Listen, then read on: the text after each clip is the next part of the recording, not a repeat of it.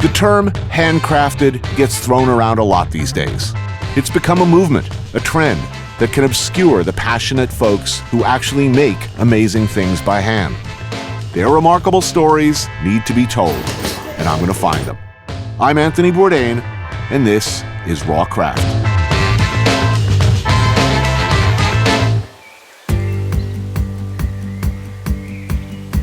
To say that the knife is a chef's most valuable tool isn't just stating the obvious, it's an understatement of titanic proportions. It doesn't matter if you're the executive chef of a Michelin 3-star restaurant or the prep cook dicing a 50-pound bag of onions. A good knife is the foundation of everything you do. So, who makes the finest chef knives in the world? This guy, Bob Kramer. Bob's one of only 122 master bladesmiths certified in the American Bladesmith Society, and the only one who specializes in kitchen knives. Simply put, he's a rock star, forging knives that are as desired for their beauty as they are for their legendary sharpness, resilience, and strength. Kramer knives have become a status symbol among serious chefs and serious knife collectors alike.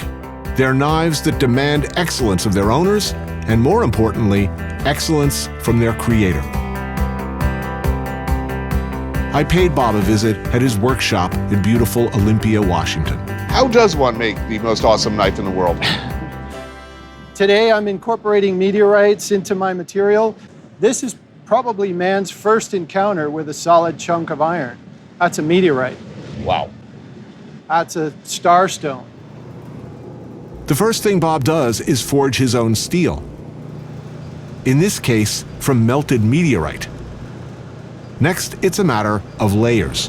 I'll lay up a sandwich. Basically, that's your knife right there. So the idea is to cook it down and Exactly. smash it. Yep. And push all of these layers together. Those layers fuse together and it becomes this. So then this gets ground clean on both sides, cut and restacked, and becomes that.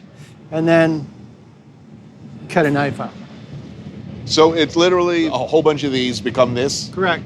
becomes this, Yep. then this, then this. Yeah. And then the work begins. Exactly. Wow. Yeah. Want to see it? Yeah. All right. That'll protect your Cool eyes. helmet. Yeah. Yeah, man. All right.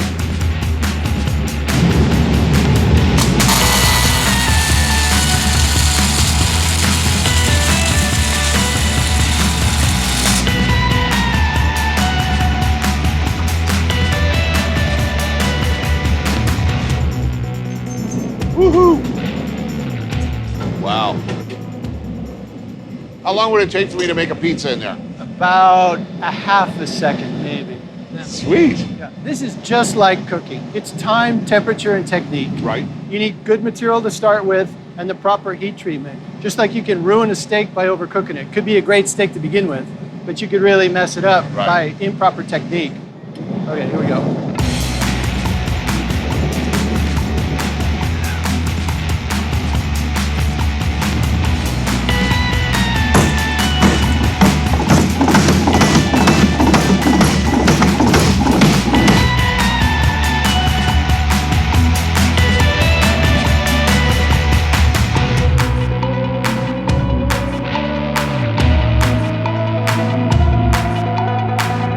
So now, I'll grind both sides clean to make sure that there's no scale. Cut and restack that billet.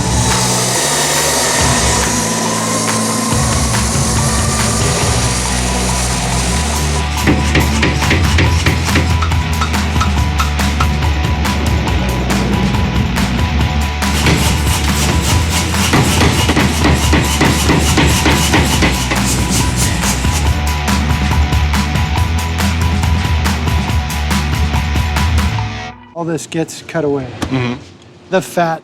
So on this, we can either use the bandsaw to cut off that extra material or use this grinder to just get rid of that excess meat. It's like trimming a steak. Exactly.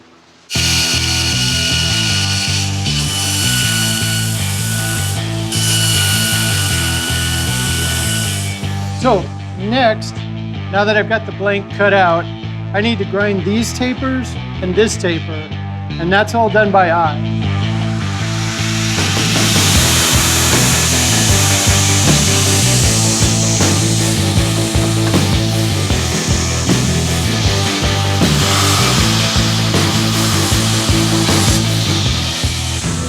now that the blade is ground and shaped and tapered, it's the magic part. This is where the steel becomes hardened. So we have to take the material up to a particular temperature and hold it, like baking a cake.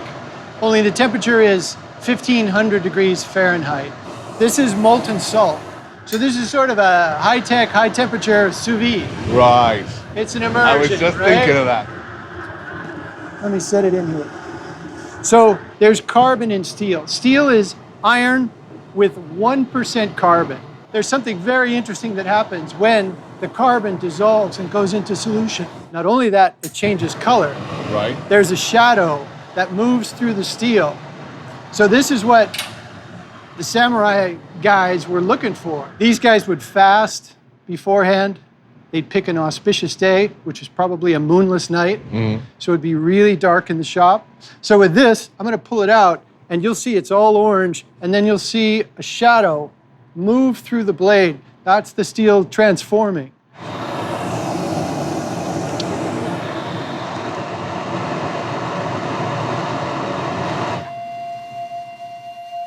And that's it. Wow. That line that's marching across there, that's the phase shift. It's gone. Yo, what's happening in there? What's going on? So this is ferric chloride, which is a base. It's kind of on the other side of the acidic scale. And this chemical starts to eat into the steel at a very subtle level.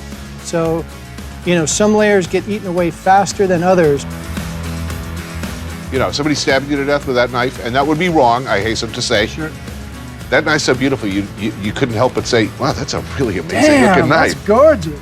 You'd remember. Oh, wow, look at that. Boom. I think it's good. I think it's ready for a handle.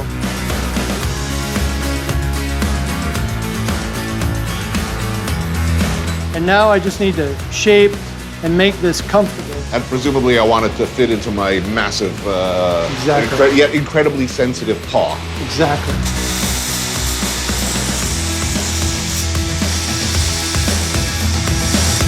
All right, final step. Yeah. Put an edge on this guy. Sooner or later, if you have a good knife, in fact, sooner, in fact, constantly, you should be doing what we're about to do here.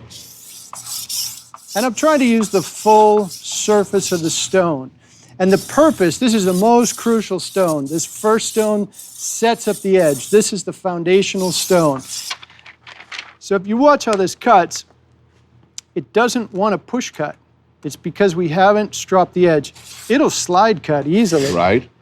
But it won't push cut. And what the push cut is what a razor will do. Right. And if I just give this a few strokes on the leather, and this is just a plain piece of leather. Woo. That's nice. Oh, yeah. Light butter. Nice. Thank you. Look at that. Oh.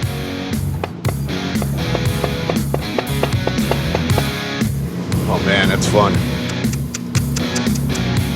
Hey, I'm having fun using this knife. I've never had so much fun cutting chives. Look at those things. Nice. Now, you were a chef before. You were a cook. I was a cook. I would say I was never a chef, but yeah, I was definitely in the business, swinging a knife for 8 hours a day. So is that where this all started? You were dissatisfied with the quality of blade that you were seeing? I was in college. I was taking science classes. I was working at a hotel full time, and it was curious to me that nobody in the kitchen really knew how to take care of their knives. So I thought I'd make a little extra money. I figured out how to sharpen some knives, and the deeper I got, the more I was hooked. And so, I quit school and just started sharpening and making knives. You'll forgive me for saying so, but that sounds like a really bad idea. Yeah. It was just about the dumbest thing you could do at the time, and yet it worked out. It has worked out, yeah. But you didn't really know what you were doing either. I had no idea. So the other night I'm in here working, I'm making some steel for a knife using a meteor. I'm thinking, what's a cool way to make some salmon? And I'm gonna heat up a meteorite and use it to smoke this.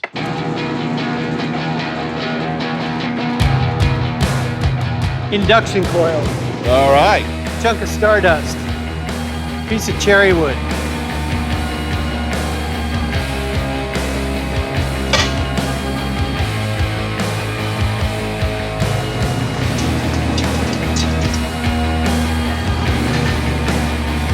Sweet. All right.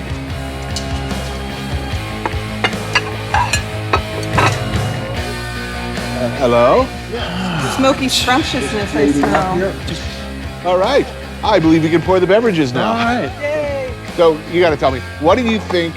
Did you know this man when he decided to throw away a perfectly good career and one dead-end job in a restaurant business I don't know where to the pursue perfectly good this? career came from because it was clowning and then some other things. But Did you see clowning? He went to. Did you go to clown college? I he did. did go to college. You went to. There is a clown college in Florida, right? Oh, now I want to drink.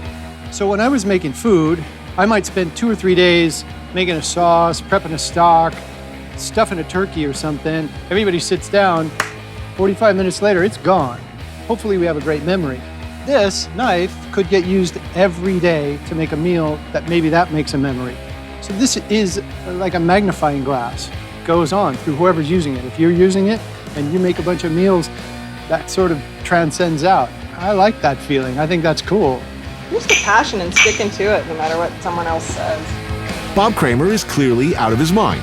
This process is so difficult and so long, it's insane to work this hard to improve something as utilitarian as a knife, you'd think. But at the end of the day, what comes out is so unique and so beautiful, all I can say is that I want that kind of crazy. That's the kind of crazy that makes the world a better place.